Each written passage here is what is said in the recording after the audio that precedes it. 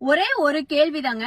நம்மளுடைய மதிப்பிற்கும் மரியாதைக்கும் உரிய தமிழகத்தினுடைய மாண்புமிகு முதலமைச்சர் திரு ஜோசப் விஜய் அவர்கள் கிட்ட நான் கேட்கணும் அப்படின்னு நினைக்கிறேன்.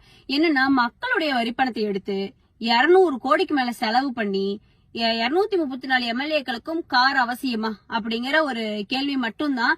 ஏன்னா எம்எல்ஏக்கள் பல பேர் கார் வச்சிருக்காங்க. எனக்கு தெரிஞ்ச ஒரு 10 எம்எல்ஏ கிட்ட கார் இல்லாம இருக்கிறதே வந்து ரொம்ப ஆச்சரியமான ஒரு விஷயம். என்னன்னா, சட்டமன்றத்துக்குள்ள முதல்வர் முன்னாடி போய் பேசக்கூடாது அப்படின்னு சொல்லலாம். ஆனா உங்களுடைய எம்எல்ஏ ஒருத்தர் வந்து எந்திரிச்சு சொல்றாரு என்கிட்ட காரே இல்லைன்னு.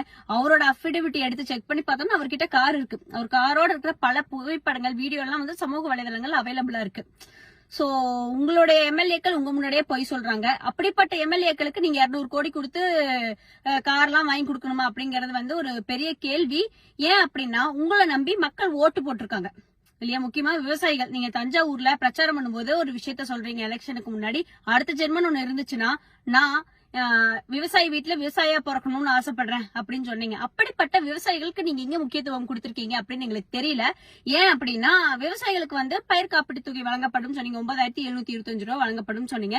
தஞ்சாவூர்ல 49 கிராமங்களுக்கு உட்பட்டு 7000க்கும் மேற்பட்ட விவசாயிகள் தகுதியானவர்கள் அப்படின்னு சொல்லி உங்களுடைய அதிகாரிகள் லிஸ்ட் உங்ககிட்ட கொடுத்திருக்காங்க.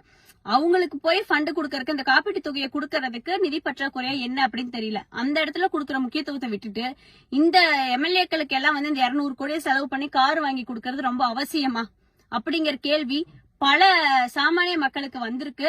சோ இதை கொஞ்சம் கன்சிடர் பண்ணுங்க. எந்த இடத்துல யாருக்கு முக்கியத்துவம் கொடுக்கணும் அப்படிங்கறத பாருங்க. நன்றி, வணக்கம்.